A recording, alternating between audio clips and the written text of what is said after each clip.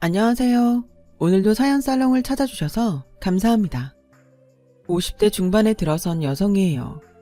저는 아버지가 일찍 돌아가셔서 엄마와 남동생과 함께 살았어요. 저와 남동생은 6살 나이 차이가 있어서 엄마가 일하러 나가시면 제가 돌봤죠. 그러다 보니 자연스럽게 책임감이 생겨서 주변 사람들을 챙기는 것이 익숙해졌어요. 엄마도 몸이 약해서 자주 아프셨기 때문에 고등학교 때부터 알바를 하며 식구들을 돌보는 게 일상이 됐고요.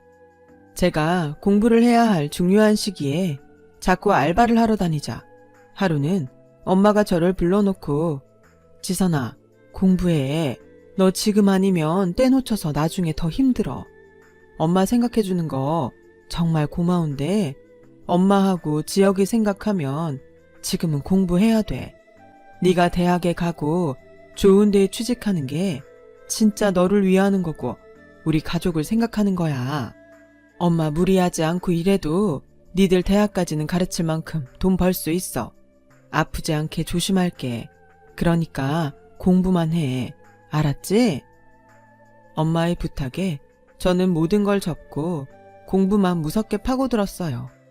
친구들하고 어울리지도 않고 공부만 했더니 서운해하는 애들도 있었지만 대부분의 친구들은 저를 따라서 같이 공부하더라고요. 그렇게 열심히 한 덕분에 성적은 계속 올랐고 고3 때는 원하는 대학에 원서를 넣어도 될 만큼 성적이 잘 나오게 됐어요.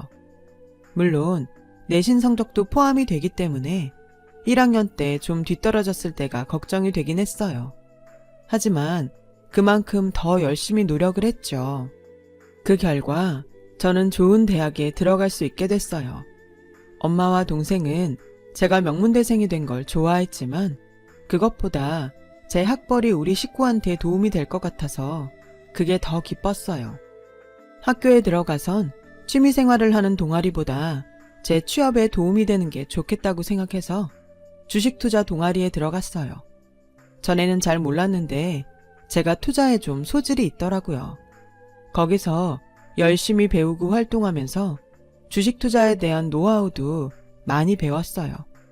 모의 주식 투자 대회에서 상도 받고 자신감이 붙고 나니 아예 진로를 이쪽으로 잡자 싶더라고요. 학과도 관련이 있는 쪽이어서 공부하는 데에도 어렵지 않았고요. 그리고 졸업과 함께 펀드 매니저로 취직을 하게 됐어요. 제가 신입사원 중에서도 나이가 어린 편이었기 때문에 리서치 업무를 주로 많이 했어요. 그러면서 틈틈이 저도 여기저기 투자를 했고 수익을 내면서 집에도 경제적으로 도움을 많이 주게 됐죠. 특히나 한참 브랜드에 민감할 나이였던 동생은 원하는 운동화나 옷을 살 수 있게 되니 무척이나 좋아하더라고요. 그런 게 다 너무 뿌듯하고 기분이 좋았죠. 돈을 버는 보람이 있더라고요. 그 재미에 힘든 줄도 모르고 일에 빠져서 살았어요. 제가 투자한 주식이 오르는 재미도 있었고요. 동생은 제가 용돈을 풍족하게 주니까 좋아서 타서 쓰더니 어느 날 이러더라고요. 나 지금부터 주식에 대해서 공부 좀 하려고. 그러면 나도 이렇게 타쓰기만 하지 않고 누나 나이가 되면 내가 벌어서 쓰고 싶어. 그러니까 나 주식 좀 가르쳐줘. 나도 네가 그런 거 배우는 건 찬성인데 대신 공부는 소홀히 하지 말아야 돼. 그거 약속하면 가르쳐줄게. 동생은 공부를 열심히 하겠다고 했고 저는 시간이 날 때 조금씩 주식 투자에 대해 알려줬어요. 동생은 머리가 좋아서 그런지 곧잘 알아듣고 이해를 잘 하더라고요. 소소한 일들의 행복을 느끼면서 살다 보니 2년이 훌쩍 지나갔어요. 회사에서는 겨우 리서치 일을 졸업하고 본격적인 업무를 시작했습니다. 그렇게 몇 달 지나지 않았을 때 상무님이 절 부르셨어요. 김지선 씨, 듣자 하니까 개인적으로 투자해서 돈도 많이 불리고 했다던데 리서치 하면서도 자기 개발을 아주 잘한 것 같아. 그래서 말인데 내가 회사를 차리려고 하는데 같이 갈래? 내가 여기보다 월급은 많이 못 주겠지만 대신 인센티브는 잘 챙겨줄게. 저는 혹시 혼나는 걸까봐 조마조마했는데 뜻밖의 제안에 놀랐어요. 그 상무님은 전부터 투자회사를 세우고 싶어서 계속 준비 중이셨대요. 시작하는 회사라 힘은 들 테지만 보람은 있을 거라는 생각이 들었어요. 또 제가 인센티브를 받을 자신이 있기도 했고요. 저는 상무님을 따라 나가기로 결정했고 그날부터 같이 준비를 시작했어요. 생각했던 것보다 할 일이 훨씬 많기는 했지만 작은 것부터 하나하나 배울 수 있어서 너무 좋더라고요. 몇 달 후 상무님은 계획대로 회사를 설립하셨고 저와 몇몇 직원들이 상무님 회사로 옮겼어요. 상무님은 몇몇 신생회사를 찝어서 투자자들한테 설명회를 하고 공격적으로 투자 마케팅을 하셨어요. 그 바람에 저도 회사에서 밤을 새우며 일할 때가 많았지만 하는 일마다 잘 돼서 보람이 정말 컸죠. 큰 회사에서 일하는 것도 좋았지만 현장감을 느낄 수 있는 게 행복했어요. 돈도 벌고요. 동생은 그 사이에 고3이 돼서 입시 준비로 바빴고 주식 공부는 대학 갈 때까지 중단하는 걸로 합의를 했어요. 동생은 계속하길 원했지만 그것 때문에 공부를 소홀히 하다가 대학에 떨어지면 아무 소용이 없다는 생각에 저와 엄마가 말렸거든요. 착하게도 동생은 말을 잘 들어주었고 대학에도 합격했어요. 그리고 얼마 안 돼서 저는 대리로 승진을 했죠. 매일매일이 활기차고 즐거운 시간들이었어요. 그러다가 투자회사들 모임에서 한 남자를 만났어요. 남자는 처음부터 제게 호감을 표하면서 적극적으로 다가오더군요. 당시 저는 흔히 말하는 결혼 정년기였어요. 엄마도 제가 얼른 좋은 사람을 만나면 좋겠다고 노래를 부르다시피 하셨고요. 저도 일도 재밌지만 친구들이 하나 둘 결혼을 하니 나도 해야 되지 않을까? 그런 생각을 하고 있을 때였어요. 그런 것들이 맞아 떨어지면서 저는 그 남자와 사귀게 되었어요. 남자와는 같은 일을 하다 보니 대화도 잘 통했고 관심사가 비슷해서 불편한 점이 없었어요. 대학교 때 몇 번 남자친구를 사귄 적이 있었는데 제가 주식에 대한 이야기를 하거나 통계에 대해 말을 하면 지루해하거나 무슨 말인지 이해를 못하는 경우가 많았거든요. 그런 사람들만 만나다가 어떤 말을 해도 다 이해하는 남자를 만나니까 속이 다 트이는 것 같았어요. 그게 더 제게 호감으로 느껴졌고요. 저와 남자는 빠른 시간 안에 가까워졌고 곧 결혼을 약속한 사이로 발전했어요. 저희 집에 인사를 왔을 때 엄마도 동생도 좋아했고 제가 그 사람 집에 인사하러 갔을 때 그 집 부모님도 저를 반기셨어요. 남자 어머니는 처음 보는 제 손을 꼭 잡으시더라고요. 얼굴이 아주 복이 많게 생겼네. 집안에는 이런 인상들이 들어와야 재물이 들어오지. 라는데 어른들이야 그런 미신을 잘 믿기도 하고 그냥 듣기 좋으라고 말하기도 하니까 웃어서 넘겼어요. 상견례도 분위기가 좋았어요. 그 사람은 외동아들이라 다른 형제가 없어서 그런지 제 동생을 귀여워했어요. 지역이 용돈 없으면 형한테 다 말해라. 언제든 팍팍 줄 테니까. 그리고 매형이라고 하지 말고 형이라고 불러. 정 있고 얼마나 좋아. 라는데 말만이라도 너무 고맙고 듬직하게 느껴졌어요. 동생은 형이 너무 잘해주니까 좀 이상한 기분도 드는데 그래도 고마운 생각이 든다고 하더라고요. 분위기가 좋은 가운데 저는 결혼을 하게 됐고 시댁이랑 멀지 않은 곳에 신혼집을 차렸어요. 저는 결혼을 했어도 계속 회사에 다니고 싶었어요. 그때만 해도 여자는 결혼을 하면 회사를 그만두는 걸 당연하게 여기는 분위기가 남아있었거든요. 물론 전보다는 결혼한 여자들이 회사에 남아있는 경우도 많았지만 남편이나 시어머니가 이해를 해줘야 했죠. 저는 남편과 시댁에 아주 조심스럽게 말을 꺼냈어요. 제가 회사에 사표도 안 냈어요. 저희 회사는 대표님이 워낙 좋으셔서 결혼했다고 불이익도 주지 않고 이해도 많이 해주세요. 그러니까 회사에 계속 다니면 안 될까요? 얘는 당연히 그래야지. 너처럼 복 들어올 상이 돈을 벌어야 집안이 피는 건데 왜 그런 인재를 썩히니? 나는 벌 사람이 벌면 된다고 생각한다. 둘이 벌면 더 빨리 돈도 모으고 좀 좋니? 맞아. 나도 여자들은 결혼하면 일 관두고 집에 있어야 되는 거 아주 구시대적이라고 생각해. 여자들도 능력 있으면 그걸 펼치면서 살아야지. 나도 찬성이야. 라며 아주 흔쾌히 말하더라고요. 당시에는 제가 뭘 몰라서 제 일을 하는 걸 남편과 시댁한테 허락을 맡아야 한다고 생각했거든요. 그래서 두 사람이 얼마나 고마웠는지 몰라요. 제가 결혼을 정말 잘했다고까지 생각했죠. 남편은 제가 일이 많을 때에도 제 스케줄에 잘 맞춰줬고 제가 꼭 밥을 하지 않아도 뭐라고 하지 않았어요. 오히려 잘 됐다며 외식이 하고 싶었다면서 제가 먹을 저녁까지 사다 놓을 때도 있었고요. 하지만 그런 날들은 오래가지 않았어요. 결혼하고 6개월이 조금 지나기 시작했을 때부터 남편은 점점 본색을 드러냈어요. 처음에는 자기가 투자한 게 손해를 봤다며 생활비를 조금만 내놓더라고요. 투자한 게 손해를 볼 수 있지. 그럼 월급이 있잖아. 그게 있는데 왜 생활비를 이것만 줘? 월급은 엄마 드렸지.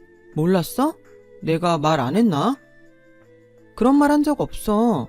어이가 없네. 그냥 용돈을 드리는 건 이해가 되는데 월급을 다 드린다고? 그건 좀 아니지. 난 솔직히 당신은 내가 친정에 돈 많이 줄까봐 계속 신경 쓰지 않았어. 그래서 친정에 용돈만 조금씩 드린단 말이야. 근데 어떻게 이래? 당신은 이제 결혼했으니까 우리 집 사람이니까 경우가 다르지. 이러는데 너무 기가 막혀서 말이 안 나오더라고요. 그럼 시어머니한테 투자한 게 손해를 봤으니 월급을 다 못 드린다고 말씀드리라고 했더니 죽어도 못한다는 거였어요. 그래서 제가 시어머니를 만났죠. 예, 그래서 내가 누누이 얘기했잖아. 우리 집에서 돈 벌 사람은 너라고. 돈 벌 사람이 나가서 벌어야 한다니까. 승진이 걔가 돈을 좀 까먹는 사주더라. 근데 어쩌니? 이렇게 되면 우리도 두 늙은이 연금 조금 나오는 것밖에 없어서 생활비가 안 되는데 그럼 네가 좀 대신 해줄 수 있어? 어머니, 그럼 여기 이 카드 드릴게요. 제 용돈 통장에서 빠져나가는 거니까 생활비 용도로만 쓰세요.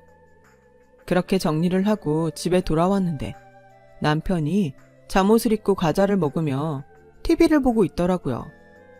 당신 왜 이렇게 일찍 들어왔어? 혹시 회사를 안 간 거야? 어떻게 된 거야? 나 사표 냈어. 조금 있다가 사업 시작하려고. 아직 시간이 있어서 그동안은 좀 쉬려고. 사업이라니? 무슨 사업? 그런 얘기 한 적 없잖아. 당신의 회사에서 투자하는 거야? 무슨 아이템인데? 선배랑 동업하는 건데 자동차 액세서리 쪽이래. 자세한 건 나도 몰라. 아, 맞아. 투자라니까 생각났는데 당신의 회사에서 투자하면 안 되나? 우리 회사에서는 영 관심이 없어. 라는데 정말 딱 들어도 답이 없는 사업 같았어요. 게다가 남편은 그게 어떤 사업인지도 잘 모르더라고요.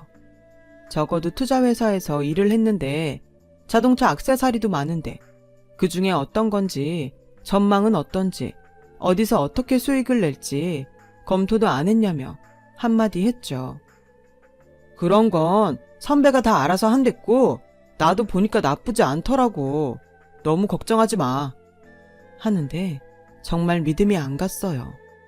제가 사업계획서를 보니까 자동차 작은 액세서리라도 기술을 기반으로 하는 것인지 아니면 어디서 떼다가 유통을 하는 건지 여러 가지가 있잖아요. 액세서리라는 것도 정확히 어떤 건지 너무 애매했고 당연히 제대로 된 수익 모델도 없었어요. 저도 이런 기획서는 안 받을 것 같더라고요. 그런 얘기를 하자 남편은 오히려 화를 냈어요. 아, 시끄러. 여기가 회사야, 집이야. 내가 회사에서 듣던 소리 집에서 또 들어야겠어? 나 좀 쉬자. 진짜 쉬고 싶어. 그동안 회사에서 너무 들볶였다고. 적성에도 안 맞는데 다니느라 얼마나 힘들었는데. 라며 문을 쾅 닫고 들어갔어요. 그렇게 놀기 시작한 게 6개월이 넘어가더라고요. 예전부터 돈을 벌어서 식구들한테 쓰는 게 제일 즐거웠던 저였지만 그때는 전혀 그런 기분이 안 들었어요. 오히려 고역이었어요. 혼자서 생활비에 적금에 시어머니 생활비까지 내야 했으니까요. 거기다가 시어머니는 가끔씩 반지나 목걸이 같은 걸 말없이 사고 카드를 긁어서 저를 곤란하게 만들었어요. 제가 자제해달라고 말을 하면 꼭 하는 말이 다른 집 며느리들은 돈 벌어서 별걸 다 해준다는데 나는 고작 이런 거 하나 사고도 잔소리나 듣고 아유 내 팔자야. 아주 돈을 쌓아놓고 지만 잘 먹고 잘 살겠다는 심보네. 라며 툴툴거렸고 그럴 때마다 시아버지는 저를 째려보며 못마땅하다는 듯 크게 헛기침을 하고 방문을 쾅 닫고 들어가셨어요. 저는 남편한테 도대체 그 사업 언제부터 하냐고 했죠. 그랬더니 사업이 없던 일이 됐다는 거였어요. 그러니까 내가 당신 회사에 말 좀 잘해달라고 했잖아. 이게 뭐냐고. 졸지에 백수 됐잖아. 그럼 취직을 다시 해. 싫어. 나 이제 회사 다니기 싫어. 원래 내 사주팔자가 사장이랬는데 회사에서 직원 노릇하려니까 아주 뼈가 다 사갔다고. 라며 말도 안 되는 소리를 하는 거였어요. 그래도 어떻게든 참아보려고 했는데 그러고도 3개월이 넘어갔고 저는 당장 가서 물어달라고 사정을 했어요. 너 이번 내 생일에 뭐 해줬니? 화장품밖에 더 했어? 내가 아주 아들이 돈 못 번다고 네 눈치 보느라 숨이 막혀 죽겠다. 네가 그러니까 승진이 앞길이 저렇게 탁 막혔지. 아주 돈 벌어 혼자 쓸 사주라는 말 안 믿었는데 정말이었네. 됐으니까 너 계속 그런 식으로 하려면 우리 집안에서 나가. 라며 오히려 큰 소리를 치는 거였어요. 남편도 저를 보는 눈초리가 험해졌고 저희는 각방을 쓰다가 결국 몇 달 후 이혼을 하게 됐어요. 제가 그 집을 나오고 얼마 안 돼서 우연히 남편 집을 지나치는데 어떤 여자하고 같이 나오더라고요. 저는 몰랐는데 저하고 이혼하기로 하기 전부터 그 여자와 만나고 있었다는 거였어요. 시댁하고 인사도 했고요. 저는 완전히 당했다는 생각에 너무 분이 났지만 이혼 서류에 도장까지 찍고 갈라선 마당에 뭘 해야 좋을지 몰랐어요. 그때 동생이 저한테 와서 통장을 하나 내밀더라고요. 누나한테 배운 주식 투자로 틈틈이 돈을 좀 모았거든. 누나가 어디 좋은 투자처 좀 알아봐줘. 라는데 꽤 큰 금액이라 놀랐어요. 동생은 자기가 투자자가 돼서 나중에 투자회사를 세우고 싶다고 하더라고요. 그래서 지금부터 투자를 해보고 싶다는 거였어요. 마침 회사에서 미는 창업회사가 있었고 아이템도 좋고 수익 모델도 확실해서 동생에게 추천을 했죠. 동생은 사업 계획서를 꼼꼼히 보더니 좋다며 투자를 했어요. 그리고 그 회사는 동생이 군대를 갔다 오고 대학교를 졸업할 무렵 자리를 잡으며 회사를 확장해 가기 시작했어요. 당연히 동생은 정말 많은 돈을 벌었어요. 동생은 그 돈으로 또 다른 회사에 투자를 했고 엄마 앞으로 건물도 사들였어요. 그리고 투자회사에 취직해서 5년을 다니고는 정말 투자회사를 세우고 싶다고 하더라고요. 저는 대표님께 그 일을 상의했죠. 대표님은 동생과 함께 했으면 좋겠다고 하셨어요.